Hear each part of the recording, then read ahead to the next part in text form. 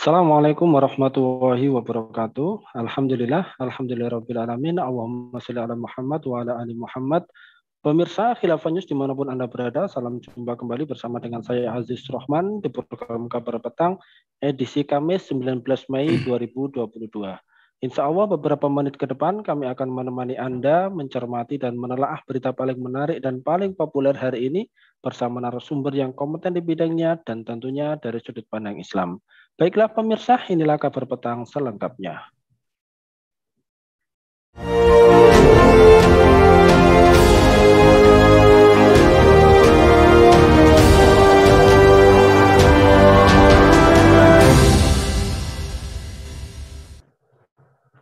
Pemirsa, dalam pernyataan singkat yang dirilis di situs resminya, Kementerian Dalam Negeri Singapura mengkonfirmasi kedatangan Abdul Somad di Terminal Feri Tanah Merah pada hari Senin 16 Mei yang lalu dari Batam, bersama 6 orang pendamping.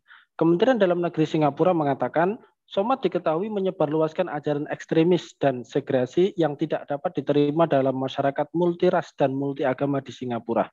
Dengan gamblang pernyataan itu memaparkan beberapa contoh tindakan Somad untuk menjelaskan pernyataan tersebut. Misalnya, Somad menyampaikan khutbah bahwa pembunuh diri adalah sah dalam konteks konflik Israel-Palestina dan dianggap sebagai operasi syahid. Iya, maksudnya adalah Somad juga membuat pernyataan yang merendahkan anggota komunitas agama lain seperti Kristen dengan menggambarkan salib Kristen sebagai tempat tinggal jin kafir. Selain itu, Somad secara terbuka menyebut non-Muslim sebagai orang kafir, tegas di dalam pernyataan tersebut. Nah, pemirsa, sudah tepatkah alasan deportasi Ustadz Abdul Somad oleh pihak Singapura? Apakah Ustadz Abdul Somad ini beliau difitnah? Bagaimana bentuknya? Apa ada unsur Islamophobia di balik deportasi Ustadz Abdul Somad? Pemirsa, untuk membahasnya kami telah terhubung dengan Bung Lutfi Afandi, beliau dari Indonesia Justice Monitor. Kita sapa dulu beliau. Assalamualaikum warahmatullahi wabarakatuh, Bung Lutfi. Waalaikumsalam warahmatullahi wabarakatuh, Mas Aziz. Alhamdulillah. Bagaimana nih kabarnya Bung Lutfi? Sehat, Bung? Alhamdulillah sehat, Mas Aziz, sehat.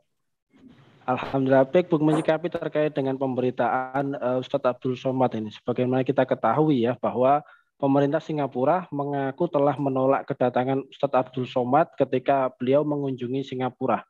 Bahkan Kemendagri Singapura ini mengungkapkan salah satu alasan dilakukan penolakan tersebut adalah terkait dengan konten ceramah Ustadz Abdul Somad. Nah, kalau mencermati terkait dengan hal tersebut ini, Bung Lutfi, menurut Anda, kira-kira apa ini konten yang dipersoalkan? Sudah tepatkah alasan ditolaknya Ustadz Abdul Somad oleh pihak Singapura ini? Ya, baik. Terima kasih, Mas Aziz. Jadi, sebagaimana yang sudah ramai ya dibincangkan di publik terkait dengan Ustadz Abdul Somad dideportasi dari Singapura, dan kemudian juga sudah keluar ya pernyataan resmi dari Ministry of Home Affairs ya, atau apa istilahnya Kementerian Dalam Negeri ya. Ada beberapa hal yang kemudian dipermasalahkan atau dituduhkan kepada Ustadz Abdul Somad ya. Kalau lihat dari konten alasan apa yang kemudian menyebabkan Ustadz Abdul Somad itu dideportasi. Yang pertama itu ini tuduhan terhadap Ustadz Abdul Somad sebagai orang yang menganut paham ekstremisme dan segregasi gitu. Ini ekstremisme kita tahu ya, yang mungkin sering kali dibahas ini, orang punya paham ekstrim dan punya paham segregasi. Segregasi itu yakni tindakan yang punya tujuan memisahkan satu kelompok ya, suku, bangsa, ras gitu atau etnik, sebagaimana halnya misalnya yang terjadi dan kemudian menggunakan cara-cara kekerasan, itu segregasi. Sebagaimana yang kemudian pernah terjadi juga di misalnya diskriminasi kulit hitam di Afrika Selatan, kulit hitam kemudian di Amerika, atau kemudian aborigin di Australia dan seterusnya, itu segregasi. Jadi dua tuduhan terhadap Ustadz Abdul Somad, yakni dikatakan bahwa Ustadz Abdul Somad itu adalah orang yang punya faham atau mengajarkan faham ekstremisme dan segregasi. Nah, apa konten yang dipersoalkan ya, itu kemudian Kementerian Dalam Negeri atau Ministry of Home Affairs itu kemudian menyinggung beberapa konten ya, yang ini sebenarnya konten yang sudah lama sekali dan sudah diklarifikasi oleh yang bersangkutan, oleh Ustadz Abdul Somad gitu. Apa saja? Yang pertama, konten yang dipermasalahkan itu terkait dengan apa istilahnya bom bunuh diri yang kemudian dinilai sebagai syahid gitu ya, atau istishhad disebutnya. Itu kemudian konteksnya adalah Palestina ketika Ustaz Abdul Somad itu menjawab pertanyaan terkait dengan bagaimana hukum orang yang meledakkan diri ya apa terkait ketika melawan atau mempertahankan diri di Palestina. Dijawab oleh Ustaz Abdul Somad itu bukan bunuh diri melainkan istishhad ya, atau kemudian upaya untuk meraih syahid. Lalu kemudian yang kedua adalah terkait dengan salib atau patung salib ya, yang kemudian di situ sebagai tempat jin kafir. Yang ketiga adalah disebutkan bahwa Ustaz Abdul Somad itu adalah orang yang seringkali menyebut non-muslim sebagai kafir. Nah, itu diantaranya ya konten-konten dipermasalahkan oleh Kementerian Dalam Negeri Singapura begitu. Nah, pertanyaan adalah apa ini sudah tepat deportasi ini gitu ya? Apakah kemudian alasan itu alasan yang tepat begitu ya untuk mendeportasi Ustaz Abdul Somad? Saya melihat ini terlalu berlebihan ya. Yang pertama kenapa? Karena apa yang dituduhkan oleh Ustaz Abdul Somad, terutama konten-konten ceramahnya itu menyangkut itu semuanya menyangkut tentang keyakinan atau paham agama seseorang gitu ya.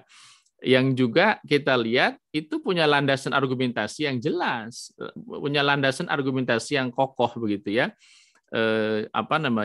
Yang diakui di dalam Islam gitu, terkait dengan istishhad, terkait dengan bagaimana kemudian bagaimana pandangan Islam terkait dengan masalah patung, bagaimana apalagi istilah atau penyebutan kafir di dalam Islam, terminologi yang sangat khas di dalam dalam Islam. Jadi pemahaman agama seorang itu nggak boleh diintervensi gitu ya, apalagi kemudian oleh pemerintah Singapura. Nah, lain halnya kalau kemudian misalnya UAS itu sudah melakukan rencana misalnya atau tindakan yang mengarah kepada kekerasan atau terorisme gitu, itu lain hal. Nah, ini hanya sebatas pemahaman kok, yang kemudian sama sekali nggak terbukti itu misalnya memicu kekerasan apalagi sampai tindak terorisme, sama sekali nggak ada gitu. Jadi ini sebatas pemahaman agama yang punya landasan yang jelas di dalam Islam gitu. Berkali-kali kan UAS mengaku saya ini sarjana Islam gitu ya, pendidik ya, guru besar dan seterusnya. Terus yang kedua, kenapa ini kemudian tidak tepat untuk mendeportasi UAS itu? Karena UAS itu ke Singapura dalam rangka liburan ya, dan membawa keluarga, membawa anak kecil pula gitu ya, yang istri dan ada anak yang masih kecil. Terlalu berlebihan kalau kemudian langkah yang seperti itu harus dideportasi gitu. Nah, jadi saya melihat itu berapa halnya dan alasan menurut saya sangat berlebihan. Dan kita lihat ya, ini kan isu-isunya isu-isu agama yang dipersoalkan oleh pemerintah Singapura gitu. Nah, sementara kita lihat juga gitu ya, beberapa kasus sebelumnya misalnya Singapura itu menjadi tempat yang paling nyaman buat para koruptor gitu, Mas Aziz gitu. Tercatat banyak sekali misalnya koruptor-koruptor yang kemudian ya itu menjadikan Singapura sebagai tempat singgahnya gitu ya. Sebutlah misalnya Harun Masiku gitu ya.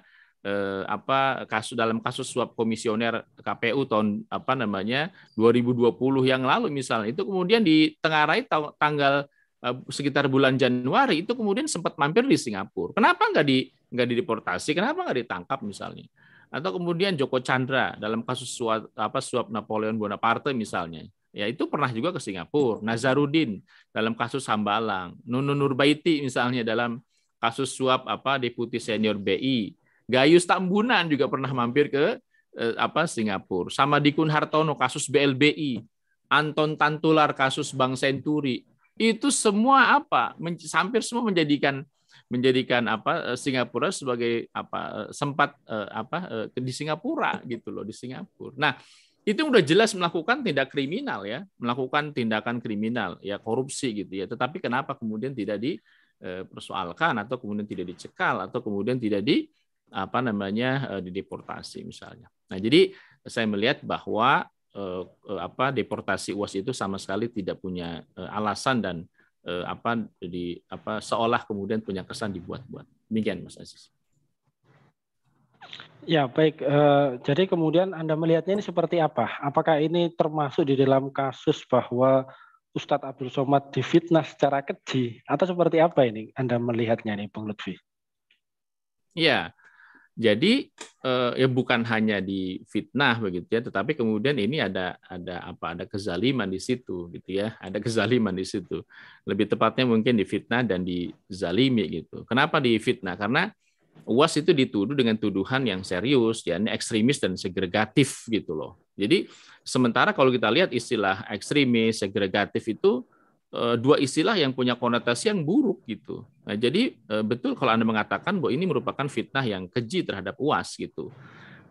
Padahal apa yang disampaikan UAS lagi-lagi itu merupakan keyakinan dalam ajaran Islam yang memiliki argumentasi yang jelas gitu. Jadi seolah-olah kedatangan UAS itu gitu ya, itu dengan tuduhan ekstremis dan segregatif itu seolah-olah kedatangan itu pasti akan menimbulkan teror kekacauan gitu.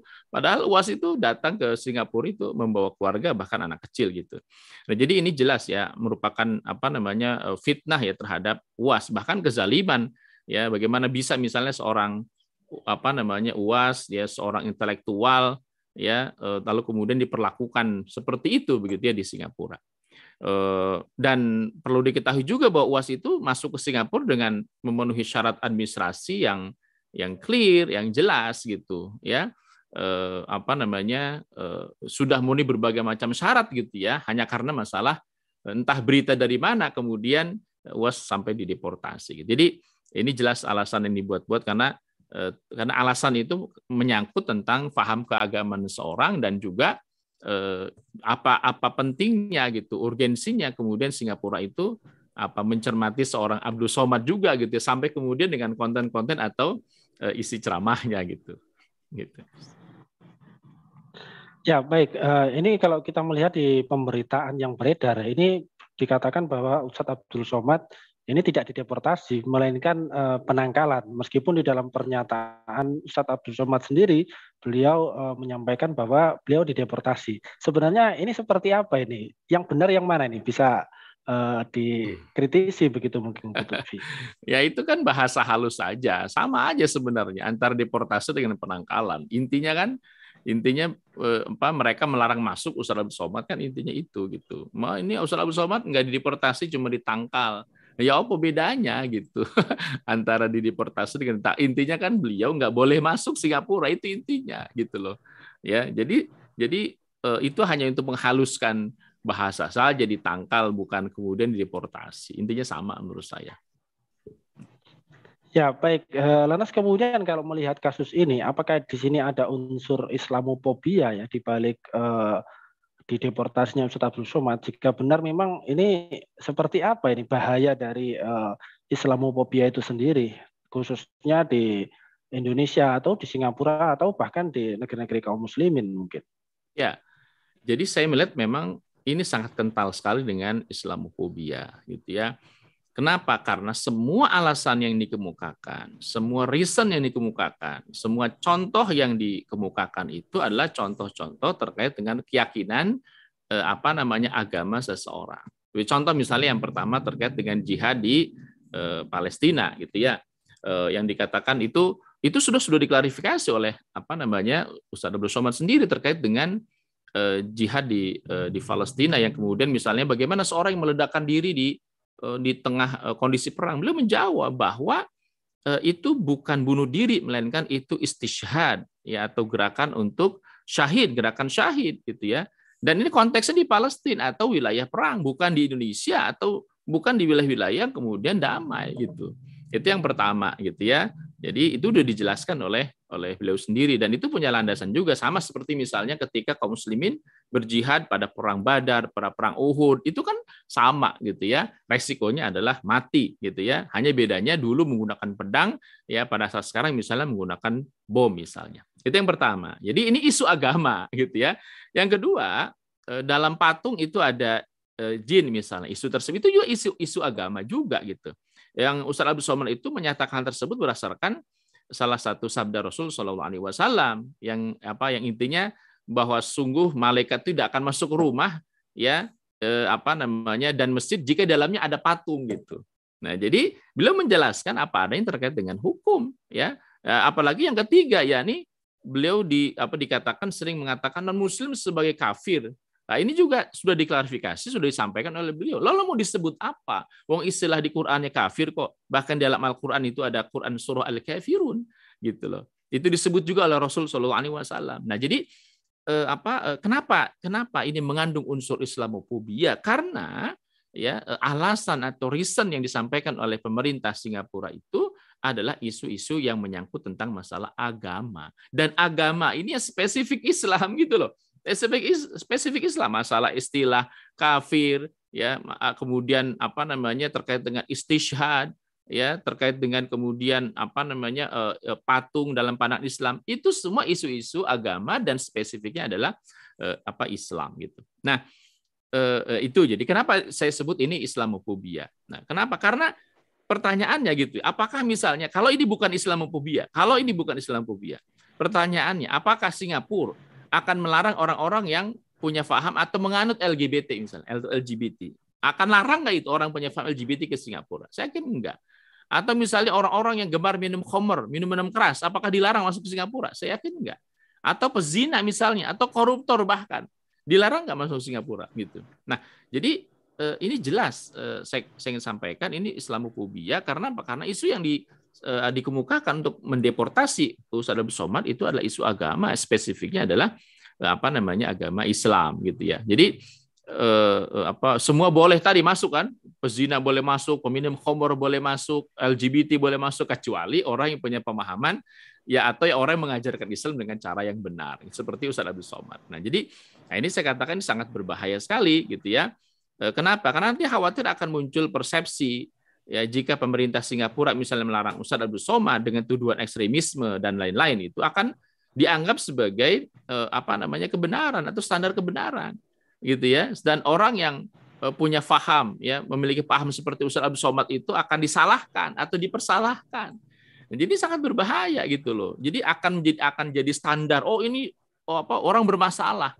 Padahal tidak bermasalah. Yang bermasalah itu yang melarangnya gitu. Nah, jadi demikian Mas Aziz. Ya, baik. Jadi kalau kita melihat berbagai dinamika terkait dengan kasus ini, menurut Anda sendiri, sikap yang harus diambil oleh pemerintah Indonesia sendiri terhadap sikap reaktif dari pemerintah Singapura, ini seperti apa ini, Bung Lutfi?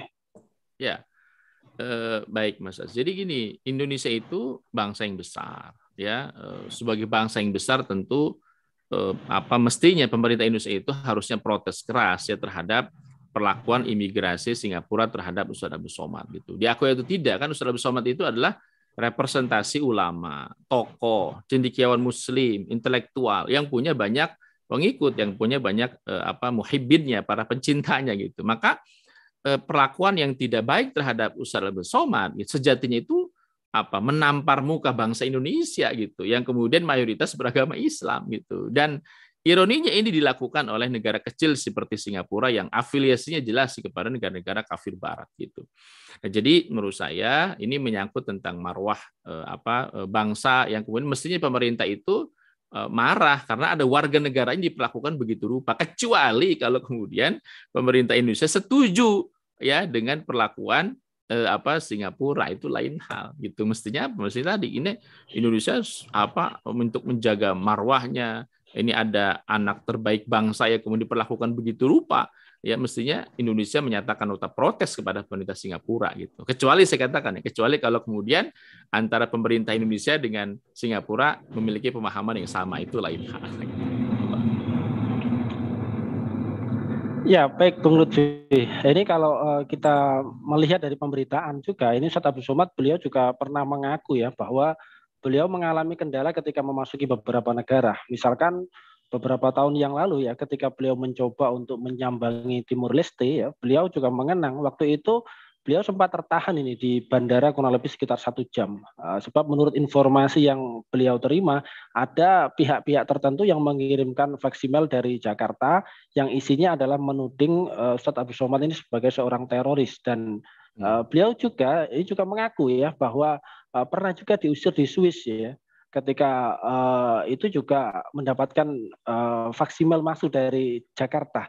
Nah, kalau melihat dari pernyataan beliau ini sebenarnya siapa ini? Siapa yang mengirim faksimal dari Jakarta ini? Apakah ada pihak-pihak tertentu yang memang terlibat di dalam fitnah yang dialamatkan kepada Ustadz Abdul Somad ini?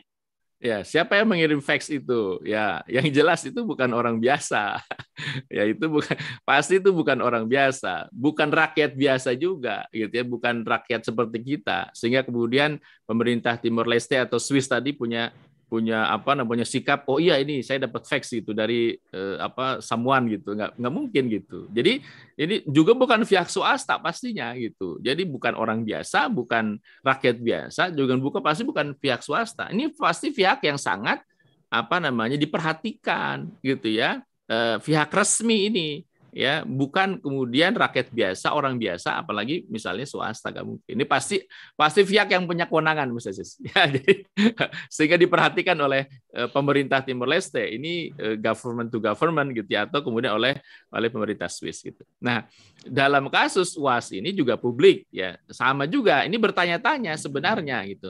Apakah mungkin pemerintah Singapura sendiri yang melacak jejak digitalnya UAS gitu?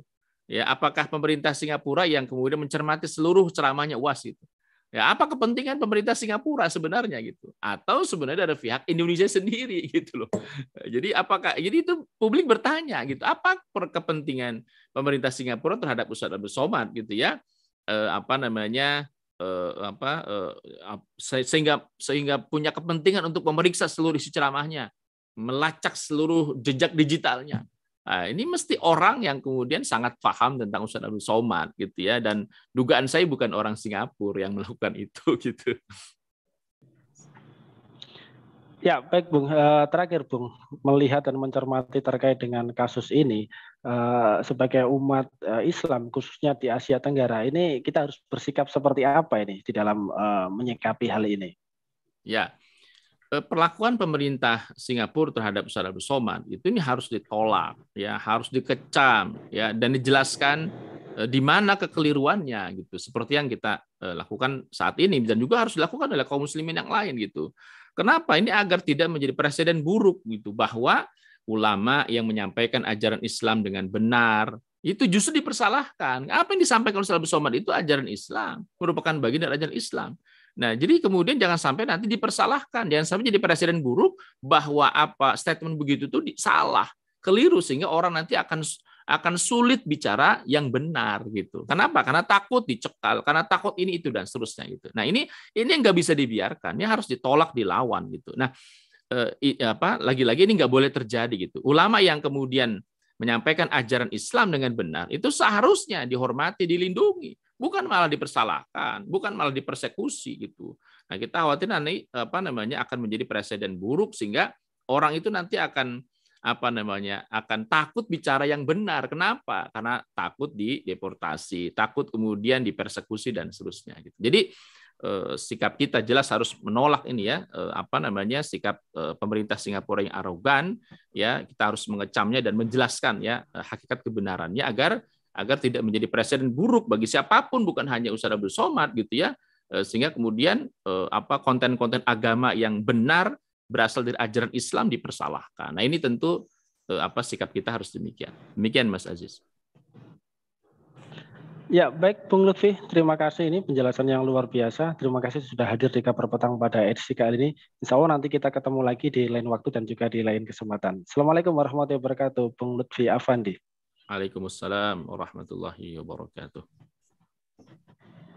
Baik pemirsa, demikianlah Kabar Petang pada edisi kali ini. Semoga Anda mendapatkan banyak manfaat dari acara kami. Jangan lupa saksikan kami besok di jam dan channel yang sama. Dan jangan lupa juga like, comment, share, subscribe, serta klik tekan tombol loncengnya agar tidak ketinggalan update terbaru dari Khilafah News. Karena hanya disinilah Anda akan mendapatkan informasi aktual terpopuler dan tentunya dari sudut pandang Islam.